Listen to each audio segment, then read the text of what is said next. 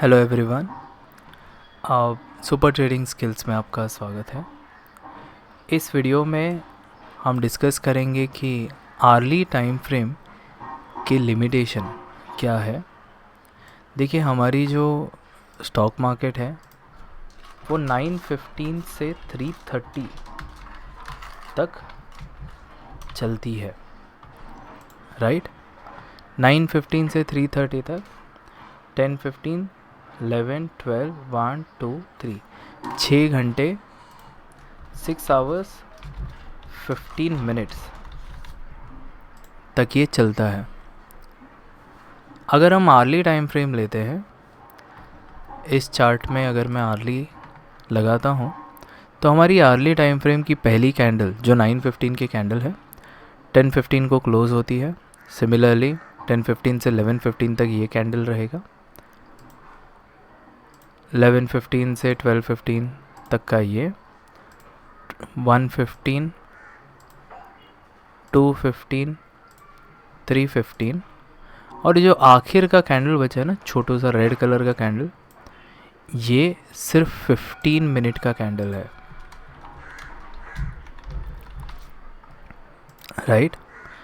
तो अगर हम आर्ली चार्ट लगाते हैं तो हमारे पास में 1 2 3 4 5 6 1 आवर कैंडल होंगे।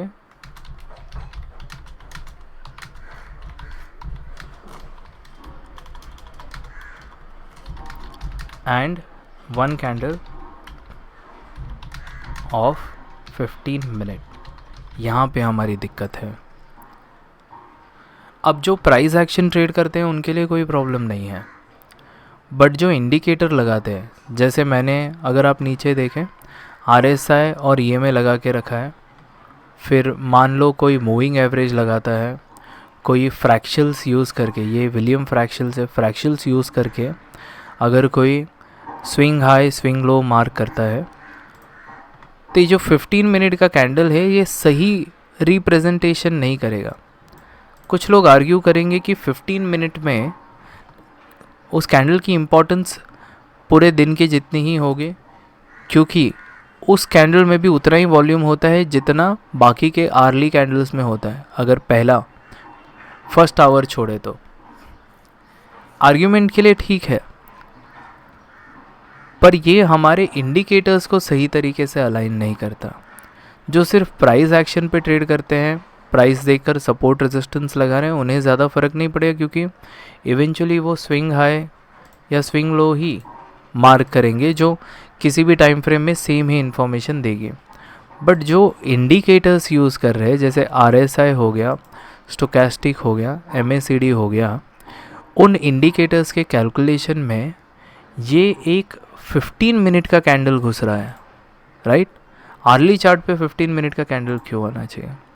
इसी रीज़न से ये एक ड्रॉबैक है आवर्ली चार्ट की, स्पेशली इंडियन स्टॉक मार्केट में, जहाँ पे स्टॉक मार्केट 24 आवर चल रहा है या प्रॉपर आवर टू आवर चल रहा है, जैसे 9 to 3, अगर ऐसा रहा तो कोई प्रॉब्लम नहीं है। बट जो कि हमारा मार्केट करेक्टली अलाइन नहीं है, तो ये दिक्कत क्रिएट करता है।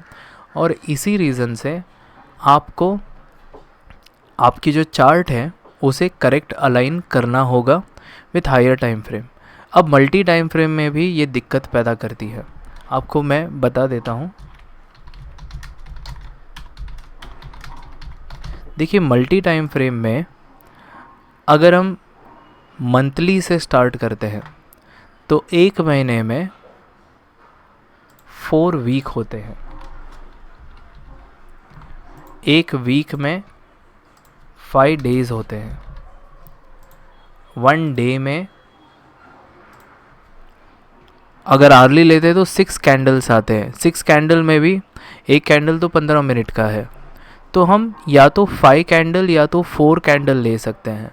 तो इसीलिए कस्टम टाइम फ्रेम ज़रूरी है, सो दैट हमारी जो साइकिल है, जो लोअर टाइम फ्रेम पे आने की साइकिल है ना, वो करेक्ट चलती रहे।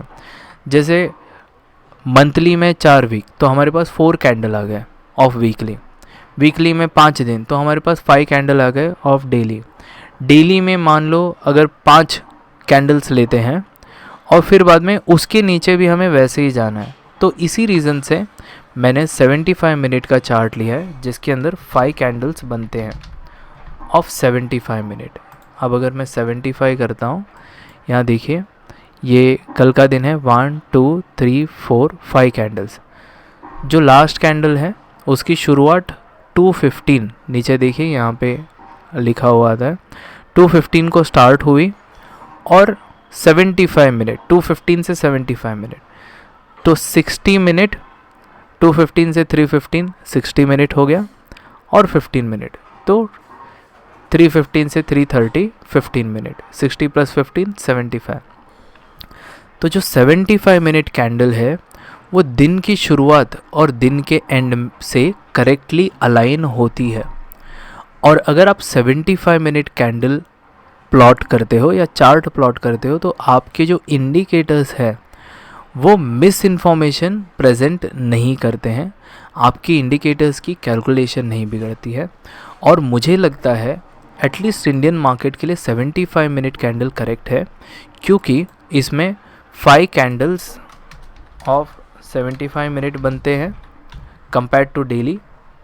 और इसको अगर मैं नीचे जाऊं लोअर टाइम फ्रेम पे तो मैं 15 मिनट लूँगा, क्योंकि 15 मिनट में 5 कैंडल्स ऑफ 75 मिनट बनते हैं।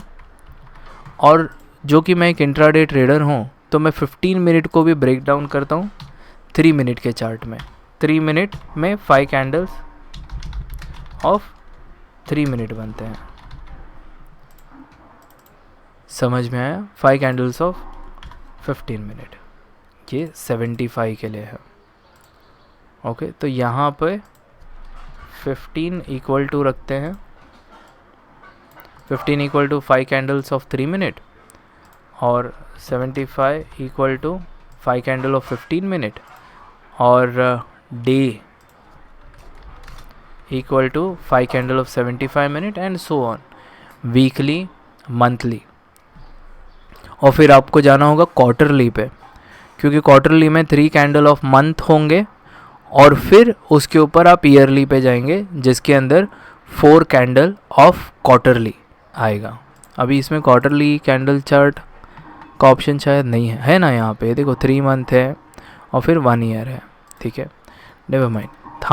मेरा काम इंट्राडे में चलता है, जो कि मैं एक ऑप्शन बायर की तरह काम करता हूँ, तो मेरा ज़्यादातर काम इंट्राडे पे ही चलता है।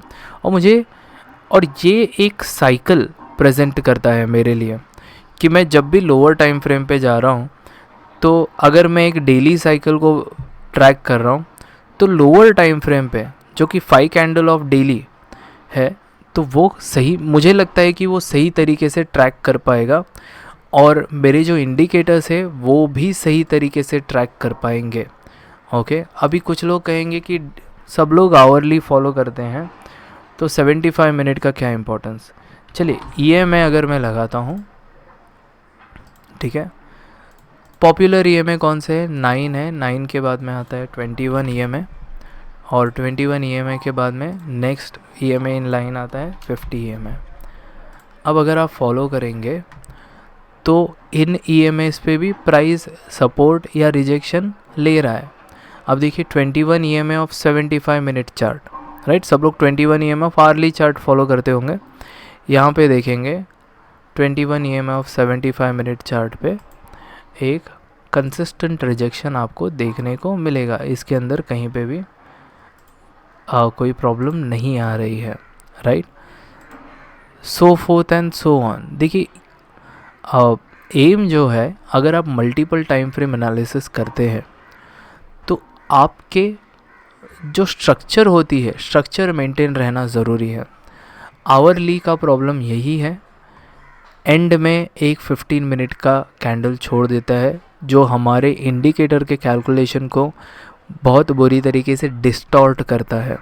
अब मैं इंडिकेटर बेस्ड ट्रेडर हूँ, मैं RSI को बहुत ज़्यादा यूज़ करता हूँ और इसी रीज़न से मैं इंस्टेड ऑफ आवरली, मुझे तो लगता है ये आवरली एक स्कैम है इंडियन स्टॉक मार्केट के लिए, क्योंकि उनको पता है कि भीड़ जो है वो आवरली ही फॉलो करेगी और जो प्रोफेशनल्स और जो बड़े प्लेयर होते कहीं ना कहीं वो अपने टाइम फ्रेम को चेंज करेंगे भीड़ से दूर रहने के लिए। भीड़ को फॉलो करेंगे, वो देखेंगे भीड़ कहाँ क्या कर सकती है, बट अपने आप को वो भीड़ से दूर रखेंगे। इसीलिए अगर आप मल्टी टाइम फ्रेम एनालिसिस करते हैं, बहुत ज़रूरी है कि आप अपने इंडिकेटर्स को पहले सही तरीके से अलाइन करें, राइट। आप अपने टाइम फ्रेम को अलाइन करें, साइकिल्स को अलाइन करें, और फिर आप मल्टी टाइम फ्रेम एनालिसिस करें। आई होप आपको ये इन्फॉर्मेशन इम्पॉर्टेंट लगा होगा। आप एक बार डाल करके देख सकते हैं। बाय द वे, मैं क्लासेस सिखाता हूँ, ट्यूशन से लेता हूँ ट्रेडिंग के, जिसके अंदर मेरे मल्टीपल वीडियोस है, आप देख सकते हैं, जिसके अंदर मैंने पूरा करिकुलम कवर किया है। इस वीडियो के डिस्क्रिप्शन में भी मैं आपको करिकुलम दे दूँगा कि मैं क्या सिखाता हूँ। ये 1 मंथ कोर्स होती है, 5 days अ वीक 1 आवर का क्लासेस मैं लेता हूँ। ऑनलाइन ट्यूशन्स की तरह ही काम होता है, क्योंकि ट्यूशन्स में ही मैंने देखा है कि ठीक तरीके से ध्यान दे करके सिखाया जा सकता है कैंडिडेट्स को। तो कोई प्री रिकॉर्डेड वीडियोस में प्रेजेंट नहीं करता, मैं खुद प्रेजेंट होता हूँ, सिखाता हूँ। आप इंटरेस्टेड रहेंगे तो प्लीज़ कांटेक्ट करें, डिस्क्रिप्शन में मैंने कांटेक्ट डिटेल्स दे रखे हैं। Thank you very much.